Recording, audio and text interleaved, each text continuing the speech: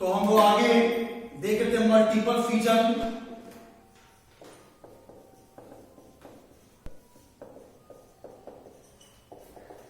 In amoeba,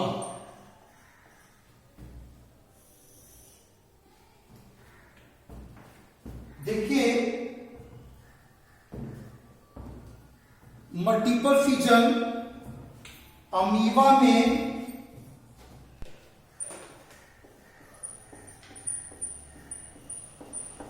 unfavourable condition में होता है। अनफेवरेबल कंडीशन में क्या क्या आता है भाई इसमें अमीबा के लिए? तो लैक ऑफ वाटर, पानी की कमी हो जाए, scarcity of food, more temperature.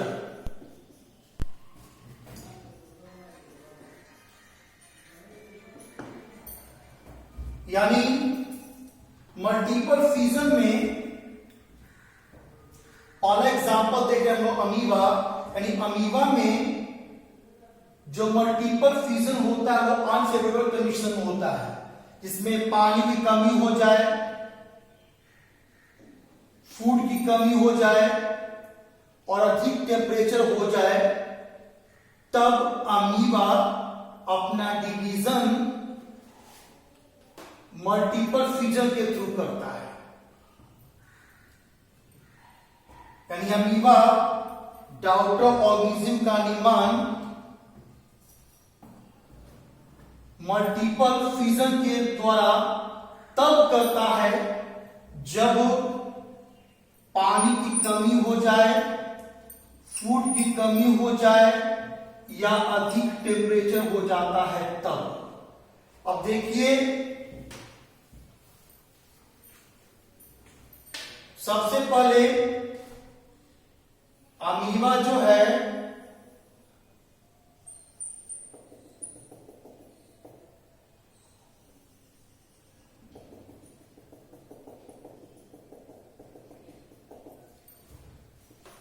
यह कैरियोकाइनेसिस प्रोसेस के द्वारा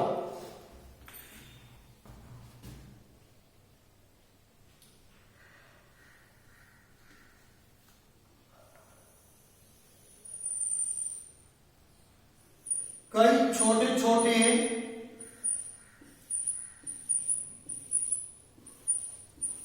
न्यूक्लिया को फॉर्म करता है।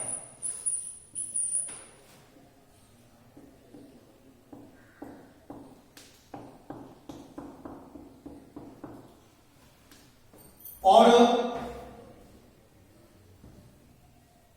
जिस समय यह कैरियोकाइनेसिस का प्रोसेस स्टार्ट होता है, अमीबा अपने चारों ओर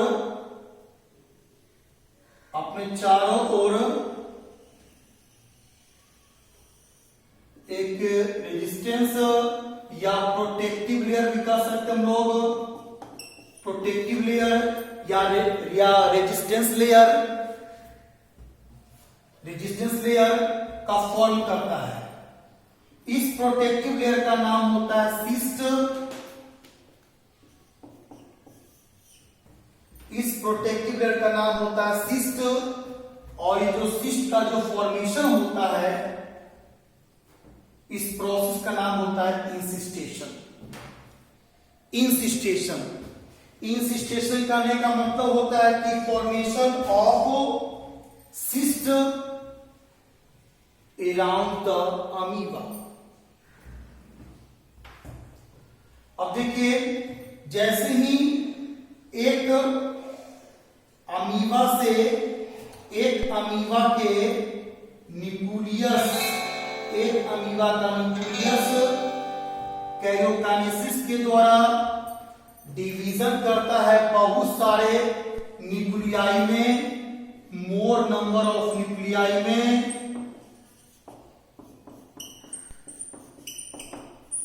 मोर नंबर ऑफ न्यूक्लियाई में। इस न्यूक्लियाई का नाम होता है इस न्यूक्लियाई का नाम होता है स्यूडोपोडियोस्पोर। स्यूडोपोडियोस्पोर। फिर सुनिए कि एक पैरेंट अमीबा का न्यूक्लियस कैरियोकाइनेसिस के द्वारा डिवाइड करता है बहुत सारे न्यूक्लियाई में। इन सारे न्यूक्लियाई को हम लोग एक साथ मिला के क्या करते हैं हम लोग, स्यूडोपोडियोस्पोर। और यह अमीबा कब करता है, जब अमीबा में scarcity of food, water and more temperature हो जाता है तब। अब देखिए कि जब स्यूडोपोडियोस्पोर का जब निर्माण होता है कैरियोकाइनेसिस प्रोसेस के द्वारा, इसके बाद साइटोकाइनेसिस का प्रोसेस स्टार्ट होता है और यह सिस्ट का जो लेयर जो है वो ब्रेक कर जाता है, टूट जाता है। इस तरह से लास्ट में एक अमीबा से बहुत सारे डाउटर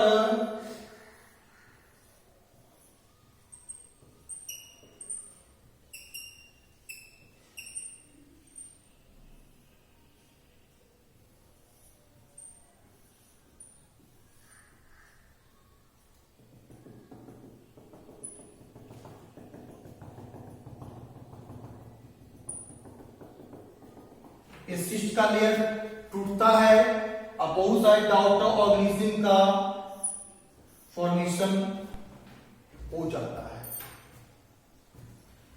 तो इस तरह से देखिए कि मल्टीपल फिजन अमीबा में होता है। अब देखिए आप लोग को हम बार बार बता रहे हैं कि दोनों भाषा का यूज इसलिए करता है कि दोनों लोग समझ में आ जाए, बिहार बोर्ड वाले को भी या हिंदी बोर्ड वाले को और इंग्लिश बोर्ड दोनों बोर्ड वाले को समझ में आ जाए। फिर सुनिए, इन द मल्टीपल फिजन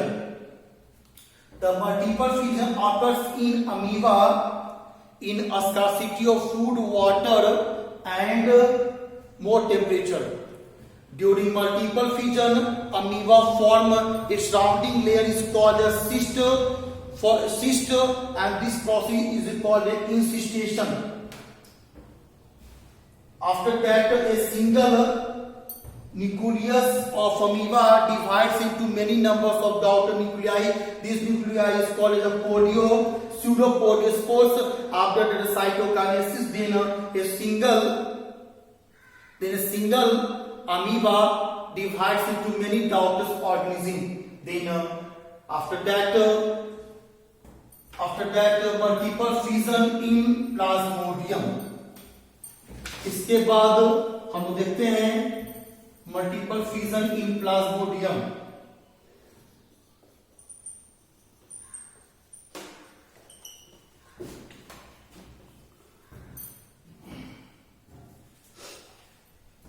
देखिए इसमें क्रिप्टोजोइट्स डिवाइड होकर मेरोजोइट्स में बढ़ता है। यानी प्लाज्मोडियम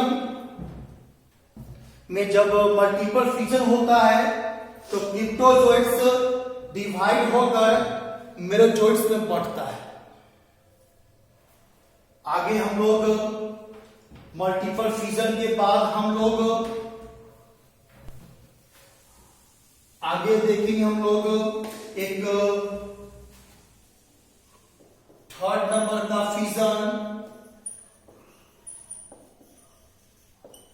का नाम होता है प्लाज्मोटोमी।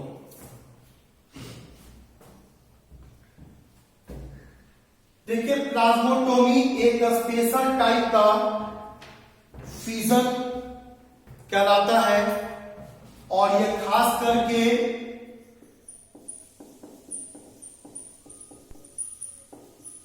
मल्टीन्यूक्लिएटेड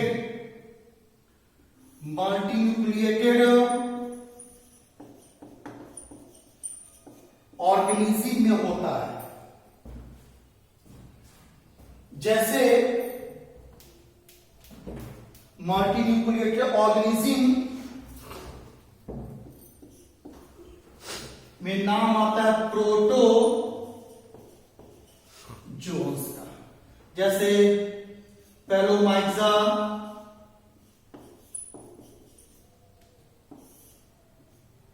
पेलोमाइजा जो है वो मल्टीन्यूक्लिएटेड ऑर्गेनिज्म होता है और उसमें जो यानी उसका जो बॉडी जो डिवीजन करता है डाउटर ऑर्गेनिज्म में वो प्लाज्मोटोमी प्रोसेस के थ्रू करता है।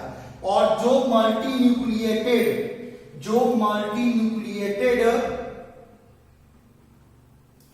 प्रोटोजोन्स होते हैं या ऑर्गेनिज्म होंगे उसमें कैरियोकाइनेसिस का प्रोसेस नहीं होता है, क्योंकि उसमें ऑलरेडी तो बहुत सारे न्यूक्लियस हैं, इसलिए उसमें कैरियोकाइनेसिस का प्रोसेस उसमें नहीं होता है।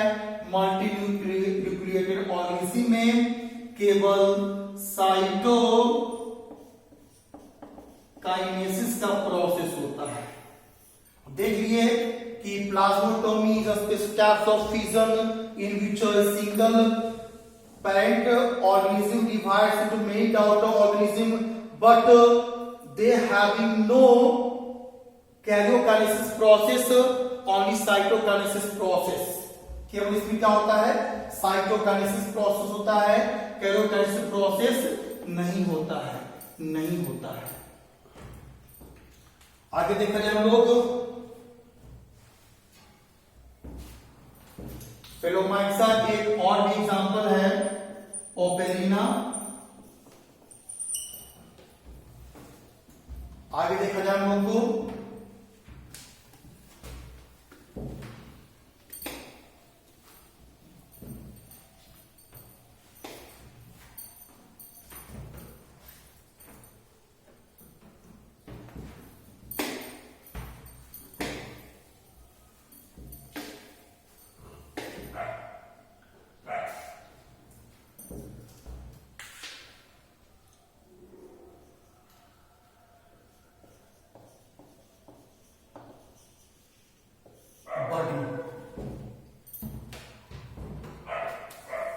बर्डिंग देखा जाए क्या है, बर्डिंग क्या होता है। याद रखिए इसमें कि जब किसी पेरेंट बॉडी से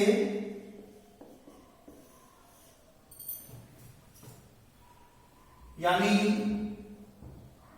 बर्डिंग एक ऐसा टाइप का सेक्सुअल रिप्रोडक्शन होता है जिसमें पेरेंट बॉडी का या पेरेंट बॉडी के से एक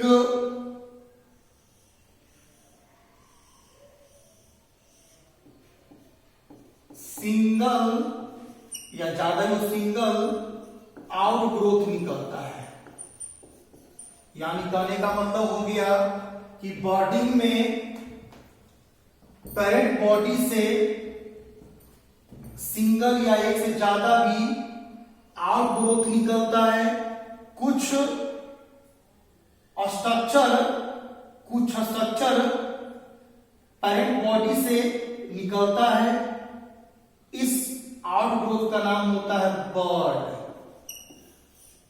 बर्ड।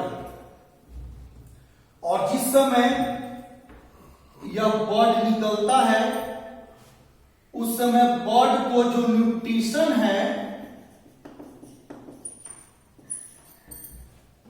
इस न्यूट्रिशन को प्रोवाइड कौन करता है भाई, इस न्यूट्रिशन को प्रोवाइड करता है पेरेंट बॉडी।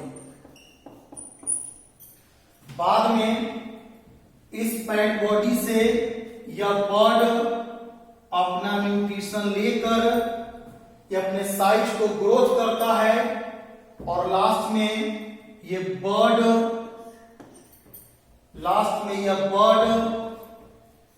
पेरेंट बॉडी से सेपरेट हो जाता है और सेपरेट होकर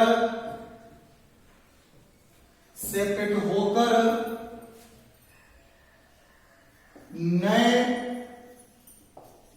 डाउटर ऑर्गेनिज्म का निर्माण करता है। इस सारे प्रोसेस को हम कहते हैं बर्डिंग प्रोसेस। फिर सुनिए, budding is a type of asexual reproduction in which a single या more than single outgrowth from the parent's body, these are called as a bud, and this process is called as budding. And during budding stage, the bud get nutrition from the parent body. After that, bud size are enlarged, and after that process, these buds are separate from the parent body to form the new offspring या new daughter organism. इस तरह के process को हम लोग क्या कहते हैं? हम लोग बर्डिंग कहते हैं।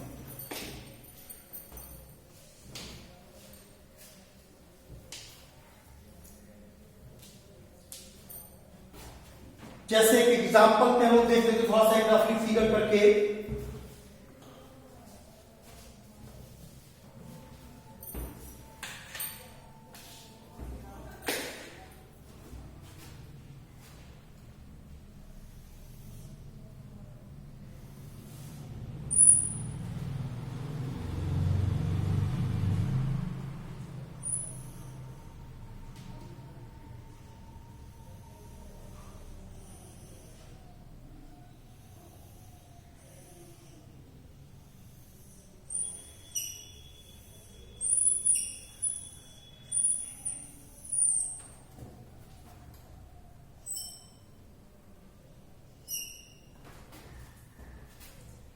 एग्जाम्पल फिगर देख लीजिए आप लोग।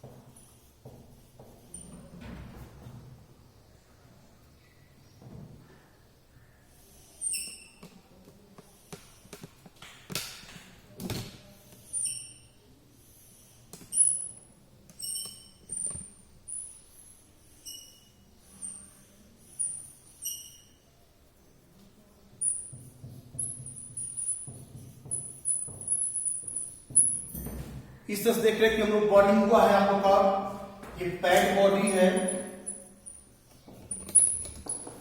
एक रफली फिगर के द्वारा आप लोग देख रहे हैं बॉड निकला, बॉड से ये थोड़ा बॉड थोड़ा सा डेवलप किया, ये पूरी तरह से डेवलप किया, लास्ट में बॉड ब्रेक हो गया, पैड बॉडी से न्यू हाइड्रा का निर्माण होता है।